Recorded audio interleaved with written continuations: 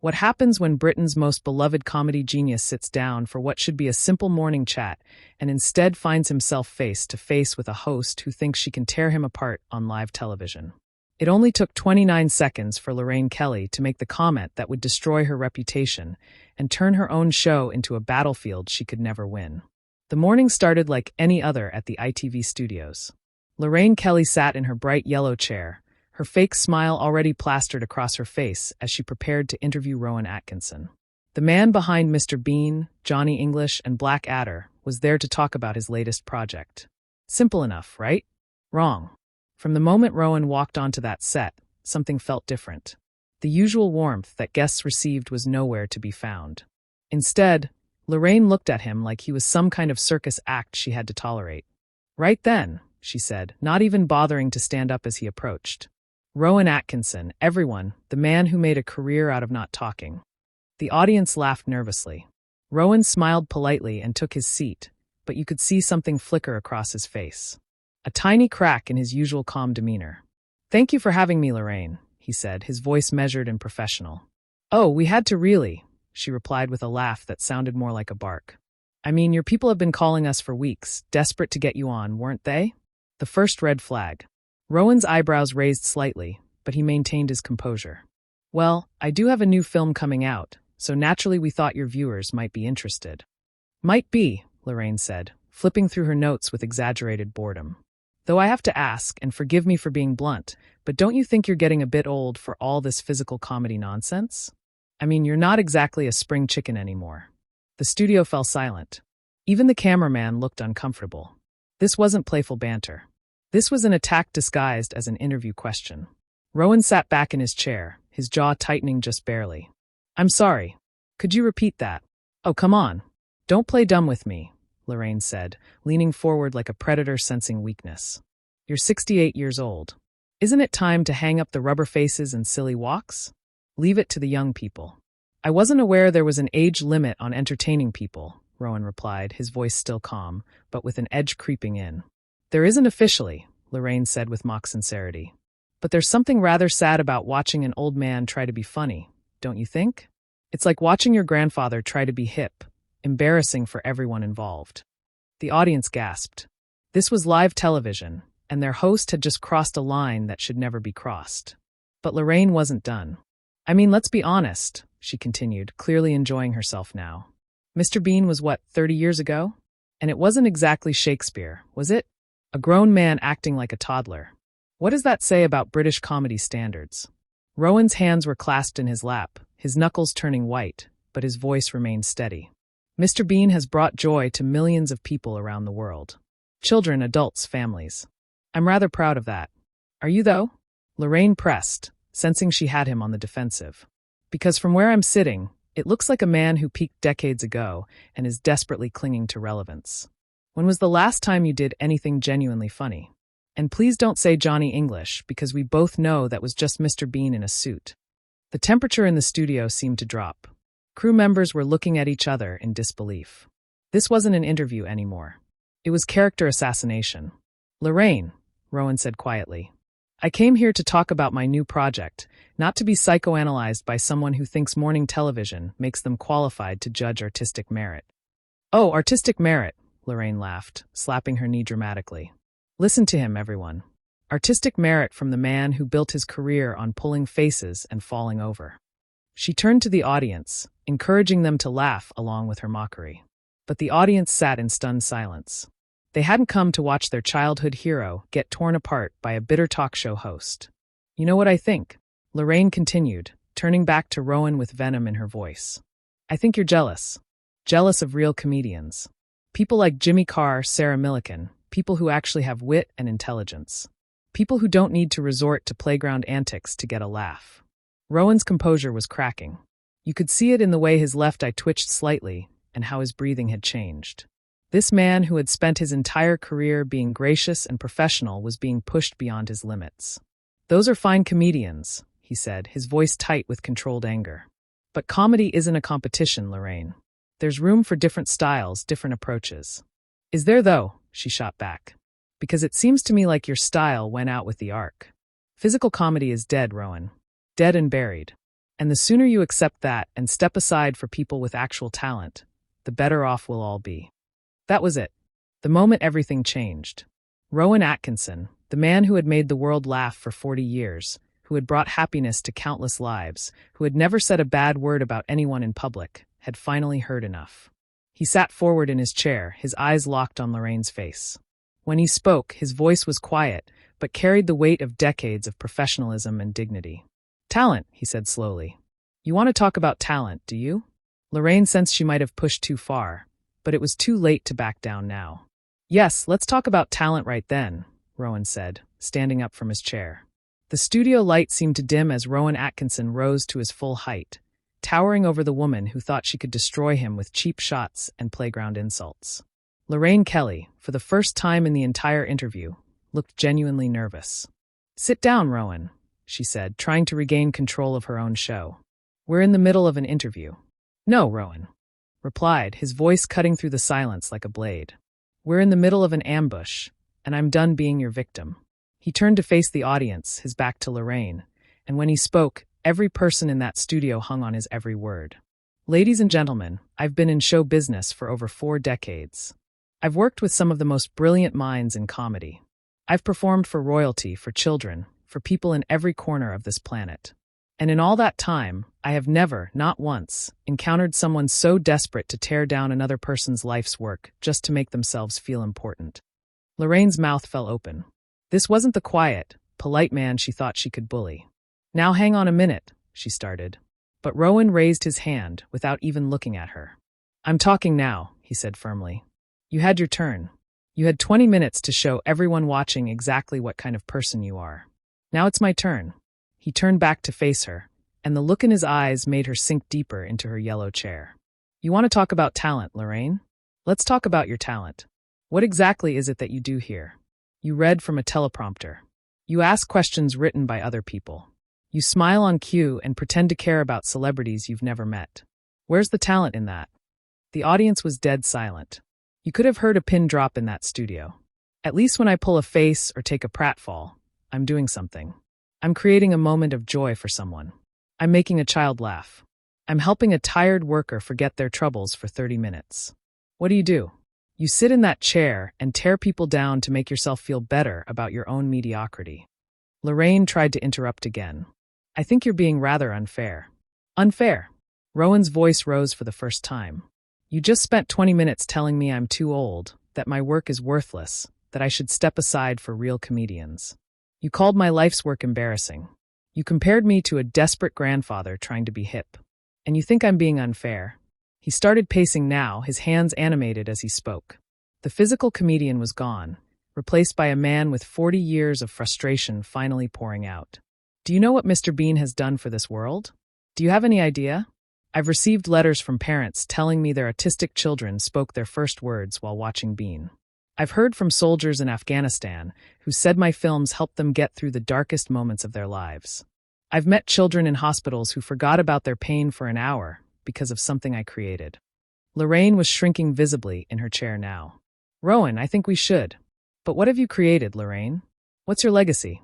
30 years of asking celebrities about their new haircuts. 30 years of reading gossip off cards and pretending it's journalism.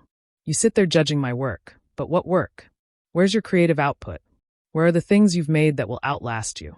The cameras were still rolling. The producers were probably screaming in the control room. But nobody was brave enough to stop what was happening. You know what's really sad? Rowan continued, his voice dropping to that quiet, dangerous tone again. It's not an old man trying to make people laugh. It's a bitter woman who's so threatened by joy that she has to destroy it wherever she finds it. It's someone so insecure about their own lack of substance that they have to attack anyone who actually brings something meaningful to the world. Lorraine finally found her voice, though it came out as barely more than a whisper. I was just asking questions. No, Rowan said, stepping closer to her desk. You were trying to humiliate me on live television. You thought you could take down Rowan Atkinson because you figured I was just a quiet little man who wouldn't fight back. You thought wrong. He leaned forward, placing both hands on her desk, looking directly into her eyes. Let me tell you something about comedy, Lorraine. Real comedy comes from truth. It comes from understanding people, from seeing their struggles and their joys and reflecting them back in a way that helps them cope with life. Physical comedy, the kind you mock so easily, is the purest form there is. It crosses every language barrier, every cultural divide. A child in Japan and a grandmother in Scotland can watch the same pratfall and both burst into laughter. That's not easy. That's not simple. That's miraculous. The audience began to murmur their agreement. They could feel the shift happening. The victim was becoming the victor.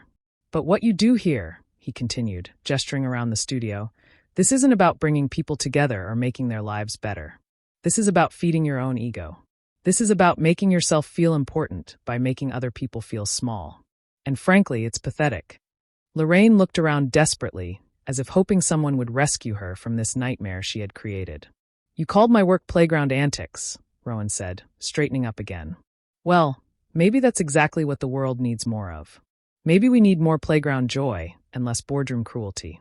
Maybe we need more people willing to look foolish if it means making someone else smile, and fewer people like you who think tearing others down makes them look smart. He turned to the audience again, his voice growing stronger with each word. I've been called a lot of things in my career. Silly, childish, simple. And you know what? I wear those labels proudly, because if being silly means bringing happiness to millions of people, then I'll be silly until the day I die. If being childish means remembering what it's like to find wonder in the world, then I'll stay childish forever. And if being simple means I don't need to hurt other people to feel good about myself, then simple is exactly what I want to be. The audience erupted in applause. Not the polite, prompted applause of a morning show, but genuine, heartfelt appreciation for what they had just witnessed. Lorraine sat frozen in her chair, realizing too late that she had picked a fight with the wrong person. The applause died down, but the energy in the studio remained electric. Rowan Atkinson stood there, composed once again while Lorraine Kelly looked like she wanted to disappear into her bright yellow chair. But he wasn't finished. Not yet. You know what the real tragedy is here, Lorraine? He said, his voice now calm but carrying a weight that made everyone lean forward to listen. It's not that you don't understand comedy. It's that you don't understand people. Lorraine opened her mouth to respond, but no words came out. She was completely out of her depth. Now when you mock physical comedy, when you call it childish and outdated, you're not just attacking me. You're attacking every person who ever found comfort and laughter during their darkest hour. You're dismissing every child who learned that it's okay to be different by watching someone celebrate their own quirks on screen. He walked closer to her desk again, but this time there was no anger in his movement. There was something far more devastating. Disappointment.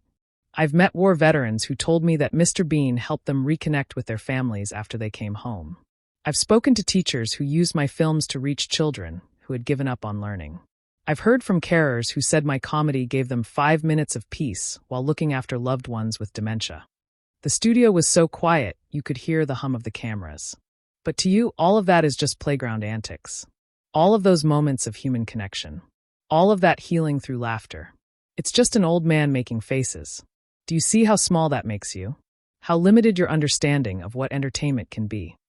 Lorraine finally found her voice, though it was shaky and defensive. I never meant to suggest that your work hasn't helped people. Didn't you? Rowan tilted his head slightly, like a teacher correcting a student. Because that's exactly what you suggested. You said my comedy was embarrassing. You said it was time for me to step aside. You compared me to a desperate old man clinging to relevance. Those were your exact words, weren't they? She nodded reluctantly, knowing that millions of people had just heard her say those things. And now you're trying to walk it back because you realize you've revealed something ugly about yourself on live television. But here's the thing, Lorraine. This isn't about me anymore. This is about the kind of person you choose to be. He turned back to the audience, including them in the conversation in a way that Lorraine never had. We live in a world that's becoming crueler by the day. People hide behind screens to tear each other down. They mock anyone who dares to be vulnerable or different or joyful. They've forgotten that kindness isn't weakness. That bringing happiness to others is one of the highest callings a person can have. The audience was hanging on every word. This wasn't just a defense of comedy anymore. This was a manifesto for human decency. And then someone like Lorraine gets a platform, gets a microphone, gets the chance to reach millions of people every morning. And what does she choose to do with that power? She uses it to make people feel small. She uses it to tell a man who has dedicated his life to bringing joy to others that his work is worthless. Lorraine looked like she was about to cry. The makeup that had looked perfect at the start of the show was now smudged and uneven. But here's what she doesn't understand, Rowan continued, his voice growing stronger again. You can't diminish light by pointing out darkness. You can't make yourself taller by cutting other people down. And you certainly can't understand art by reducing it to your own narrow, bitter perspective. He walked back toward his chair, but didn't sit down. Instead, he stood beside it, one hand resting on the back, looking more dignified and powerful than Lorraine had ever looked in her own studio. Physical comedy isn't just about making people laugh, though that would be enough. It's about showing people that it's okay to fail spectacularly. It's about demonstrating that dignity isn't about never looking foolish. It's about getting back up after you fall. It's about teaching children that being different isn't something to hide from. The cameras caught every nuance of his expression, every gesture that emphasized his words. Mr. Bean doesn't speak because he doesn't need to. His humanity shows through his actions, his expressions, his mistakes. He connects with people who feel like outsiders because he is an outsider who never stops trying. That's not childish, Lorraine. That's profound. Lorraine made one last desperate attempt to regain control. Well, I think we can agree that. No, Rowan cut her off firmly. We can't agree on anything because we don't share the same values. You value cynicism. I value wonder. You value tearing down. I value building up. You value making people feel bad about themselves. I value making people feel like they belong in this world. He straightened his jacket and looked directly into the main camera. To anyone watching who creates something, who puts themselves out there to make the world a little brighter, don't let people like this discourage you. The world needs your art, your humor, your unique way of seeing things. Don't let bitter people convince you that joy is somehow less valuable than criticism. Then he did something that completely stunned everyone in the studio. He smiled, not the polite, professional smile he'd worn when he first sat down, but a genuine, warm smile that reminded everyone exactly why they had fallen in love with his work in the first place. Thank you all for listening, he said to the audience. And thank you, Lorraine, for reminding me why I do what I do. Sometimes we need to meet people who have forgotten how to find joy in order to remember how precious it is. Without another word, he walked toward the exit. The audience rose to their feet, applauding louder than they ever had for any morning show guest. Some were wiping tears from their eyes. Others were smiling so broadly it looked like their faces might crack. Lorraine sat alone at her desk, surrounded by the wreckage of her own making. She had started the interview thinking she could embarrass a quiet comedian. Instead, she had been systematically dismantled by a master of human nature who had just reminded an entire nation what real class looked like. As Rowan reached the studio door, he paused and turned back one final time. "Oh, and Lorraine," he said, his voice carrying clearly across the silent studio. "The next time you want to interview someone about their life's work, you might want to actually watch some of it first. You'd be amazed what you can learn when you approach something with an open mind instead of a closed heart." The door closed behind him with a soft click that somehow sounded like the final note of a symphony. The audience continued applauding until the producers finally cut to commercial, leaving Lorraine Kelly alone with the consequences of her cruelty and the knowledge that she had just been outclassed by a man she had tried to humiliate. The greatest physical comedian of his generation had just delivered the performance of a lifetime without pulling a single face or taking a single pratfall. He had used nothing but words, wisdom, and an unshakable belief in the power of human kindness to turn a vicious attack into a masterclass in dignity. And somewhere in the silence that followed, you could almost hear the sound of a career ending and a legend being